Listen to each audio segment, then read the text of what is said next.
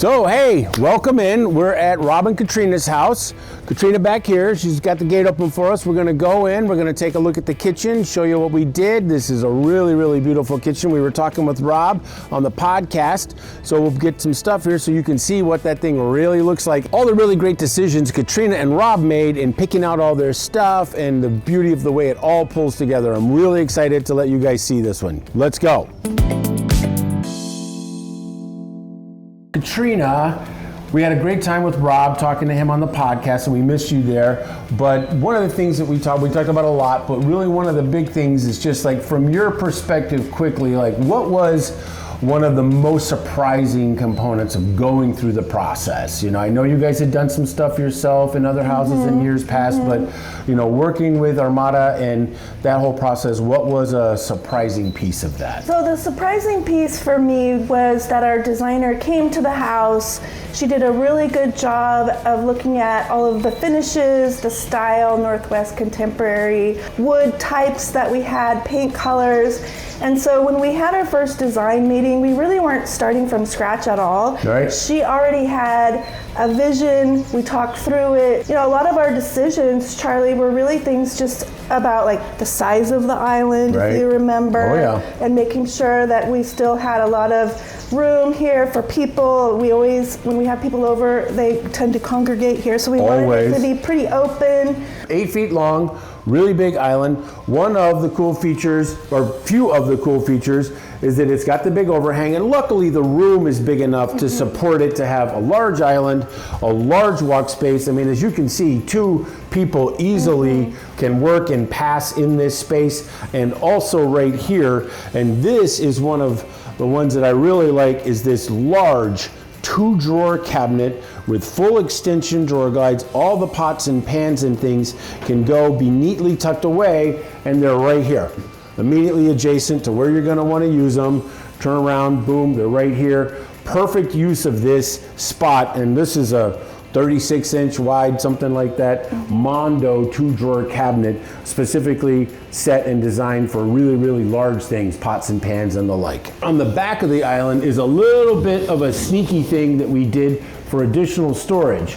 So normally you have cabinets on just the one side of the island where Katrina is over there that you work on, but because this room was plenty big, is that we put another set of cabinets on the back of that main set that's shallower, not a full 24 inches deep, for additional storage in here for things you don't get to every day, what we call like low frequency use. Seasonal Christmas dishes, vases, big large platters, things like that that you're not using every day, and you still then have the overhang and the bar for people to hang out and sit.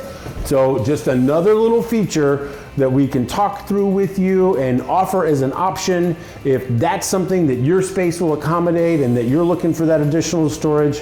It's a really little great way to make an efficient space and get all this stuff in here, but not look too busy and cluttered and just all condensed. Along here on the main side of the island, if you saw in the podcast, Rob was talking about all the drawers. And so we've got these double big 3-drawer bank. This right here is a panel that is the side of the 2-drawer cabinet adjacent that I showed you that's got the tops in it. And back down there at the end is a below counter microwave that this drawer just opens straight out. And that's a really great place and way to have a microwave. Every kitchen's got one.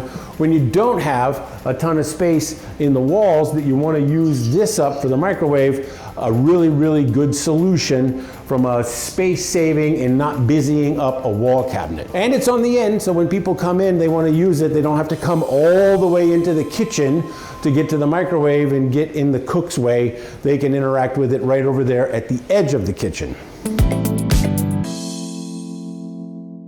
This is the outside where we consolidated 2 independent garden style windows into one big single window over that kitchen sink. Made a huge difference, I think, both from the outside, because those garden windows weren't great looking, and from the inside, particularly with having the window over the sink, whereas before the sink looked directly at a wall. And the fact that it's perfectly matched with the other window here in the same room Anderson window, Right. exact same style and size. Looks like it's always been there. Perfect. Yeah, it really is perfect. And you know, I enjoy seeing my neighbors and people walking on the street and waving hello. It's just really opened up and brought a lot more light into the kitchen as well. This is where the refrigerator was, essentially kind of this big, and there was a little cabinet right here that was not very user friendly, but by moving the fridge over there, we were able to get this pantry. And so this is the Mondo pantry with the rollout shelves. Everybody's pantry looks a little busy, but this is a really great use of the space, and by packing these in with the rollout shelves, you can just get so much more in these. And this was something that was new. It's new. Didn't have right. a pantry at all. They were At really all. kind of putting things in the corner. Lazy Susan cabinet was essentially the pantry. Now they've got this giant pantry, so they don't have to go to the store as often.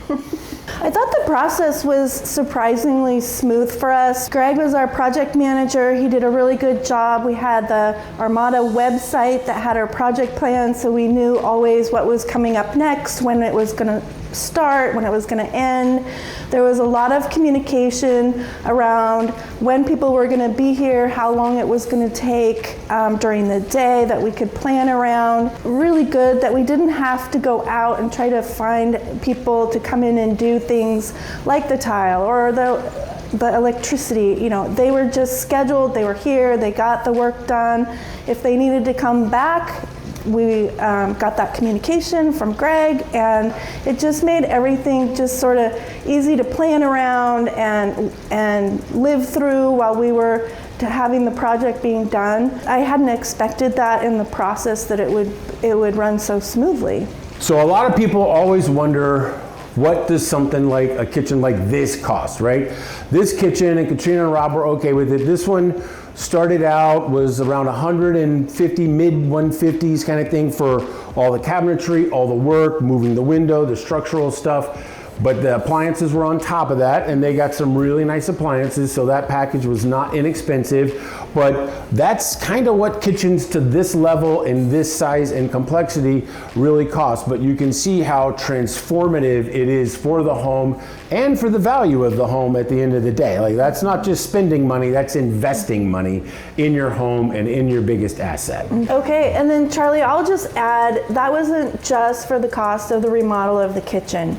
So we redid the hardwood floors with 3 coats on the entire top floor of the house, including all of the trim paint along all of the windows leading out to the deck. So, I felt like the value was there with the complete project if you looked at it overall. Kitchens are what I refer to as leaky projects because they are connected to the whole house.